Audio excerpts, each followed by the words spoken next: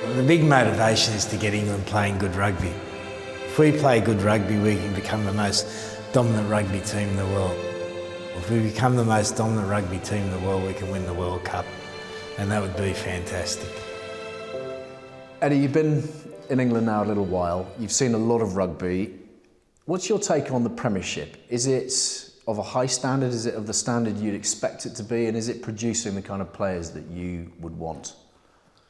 Look, you know, I've seen some very good games, I've seen some ordinary games, but I think you just got to look at the talent that's coming out of the clubs, that is definitely producing the talent. And I think that's always the same in every domestic competition. You know, Super Rugby, they're not all super teams. You know, some of the teams there are pretty ordinary. But it's about the talent you produce, and I think the Premiership's doing a good job in producing the talent. And the thing that's really impressed me about the clubs is so well organised they are. You know, they've got good medical staffs, good strength and conditioning staff, good facilities, much better than most of the rest of the world. So it's a real positive for English rugby. Has that surprised you? Oh, very much so. You know, having been in South Africa, in Japan, and obviously knowing Australia and New Zealand well, the facilities and the infrastructure here is probably the most developed I've seen. But does it produce test players? Well, for the last 10 years or 13 years it hasn't, or hasn't produced the quality of players needed to win big test matches. It certainly did before that, and there's no reason in the future why it won't. So there is a missing gap there, and that's the job I've been brought in to try to sort out. So we'll hopefully sort that out and convert, you know, some very good club players to being exceptional international players. If you're looking at the clubs, clearly you've drawn hugely from those who've been particularly successful at the moment, the Saracens, the Harlequins, the Leicesters. That's not to say that if you're playing for a Worcester or a Sale or a London Irish that your eyes aren't naturally drawn to them. What's your policy regarding that kind of thing? Does everybody start off a fresh slate? Everyone's a chance. You know, we're watching every game that's played. We're looking for talented players, and you know, players select themselves. We don't select the players. Like, I go to a game and the players select themselves. So I went and watched a game on Saturday night, and two players just played out of their skin. So if I was from Mars and I knew nothing about rugby and I came there, and I'd say those two guys are international players. That's what I want to see players do.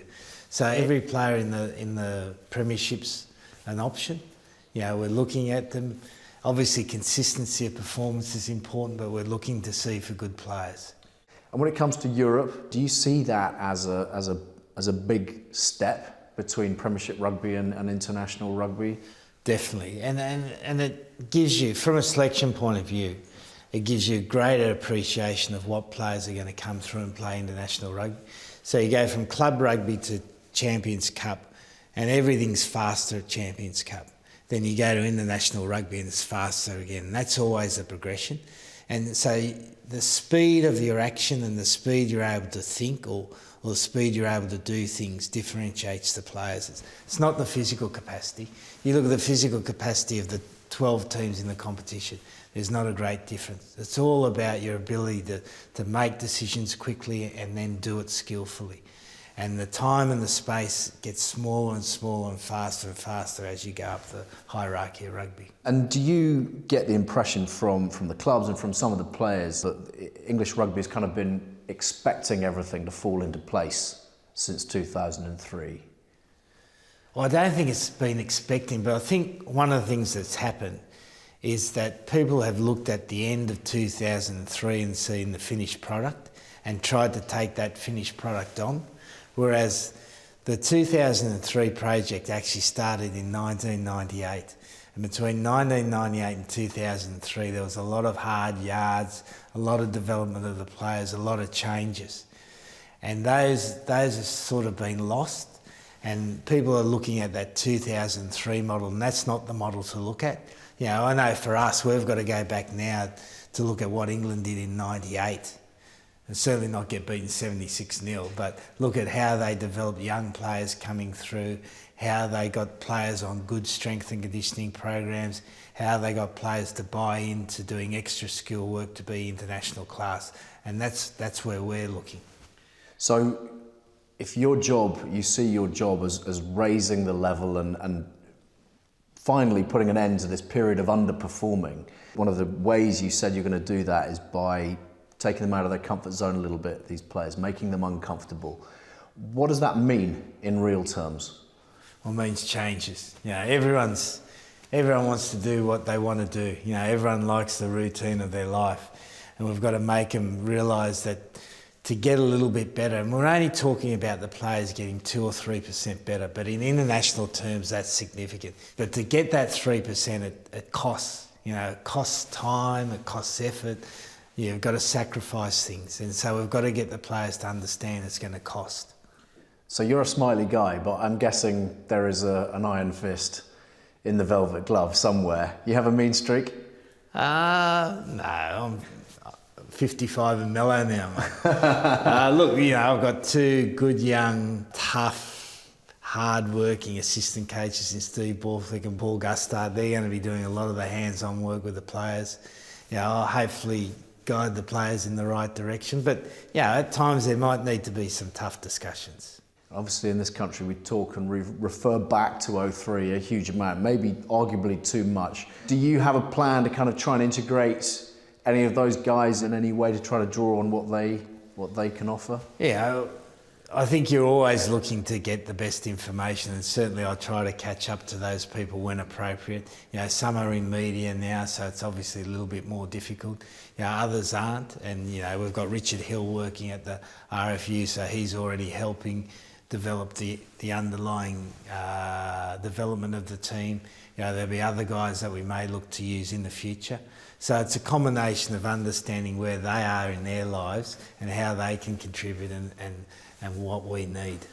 But the notion of having individuals coming in and working on particular things for short spells appeals to you clearly, because your coaching team is lean, isn't it? 100%, yeah. We've got a small core coaching team and we'll need to get specialists in to help us. You've also talked about bringing an edge to England, perhaps bringing back the kind of spike that English rugby used to be known for. Do you have the characters to do that with, or do you have to create them? Well, it's going to be a bit of both, you know, but no one used to play like playing as England when Johnson was bashing people around the side of the rucks, when Delalio was hitting people around the side of the rucks, when Richard Hill was consistently in the face of people. Yeah, that's abrasive, and we're not talking about illegal stuff here, we're talking about good physical, abrasive forward play. If we've got that, then that opens the way, opens space and time for the backs, and we know the backs have got talent, but they've got to get space. But we want to pick forwards that are really going to take the opposition on, not only physically but psychologically, going to be in their faces. You want to win that extra half a yard, want to smash that person off the ball. Like every time we go to a breakdown, we want to finish on top of the opposition. Largely on account of your huge experience across the globe, do you feel like that has prepared you for essentially pretty much anything? Well, let's hope so. You know, it's going to take time. Anything good takes time. But, yeah, I feel like the players are going to be... I know English players are hardworking, and I know they're going to be receptive, because I know they would have been very disappointed in what happened in the World Cup. They would have felt like they let the country down, and I'm sure they're going to be wanting to come back and put that England shirt on and play with a pride and passion that hasn't been seen for a long time. It's a special job, though, this one, isn't it? Quite apart from the fact that it's the world's biggest union, you have the most amount of players, you have a heck of a lot of money to play with. Accompanying that is the scrutiny and the spotlight and the pressure. You ready for all of that? Well, you know, at the end of the day, all I can do is do my best, and that's what I'll be doing. And you accept that when we're not doing well, the media is going to come at you and they're going to say, why did the RFU appoint a foreign coach? So that's all going to be part and parcel of it. And what about the family? Because your wife has been over here previously, hasn't she? And you headed for home a little bit early on account of her not particularly warming to the place. Do you think it's going to be better second time around? She's got a big overcoat. She'll be all right. Good to know. Eddie, do you have a broad remit here at the RFU, or are you simply working on your first 15, your top 23, winning a Six Nations title, taking England to a World Cup in Japan? Is there a broader remit than that? Look, you know, I've come here for 4 years and my job's to make the England side winning. So I've got to do everything I can to do that. I'm happy to assist in other areas and I have been, but it's not my primary responsibility. And there are other people in the union who have got that responsibility, and I'm quite happy to assist them.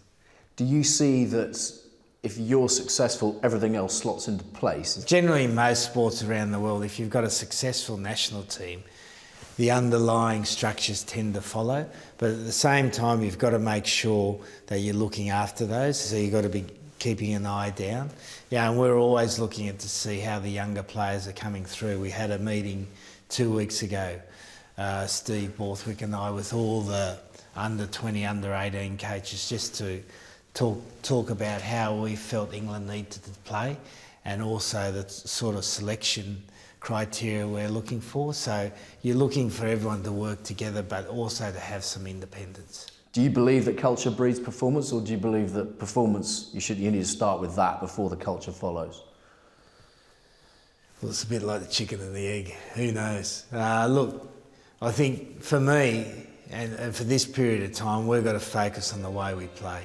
If we're disciplined and we work as a team together on the field, we'll have little problems off the field. That'll follow.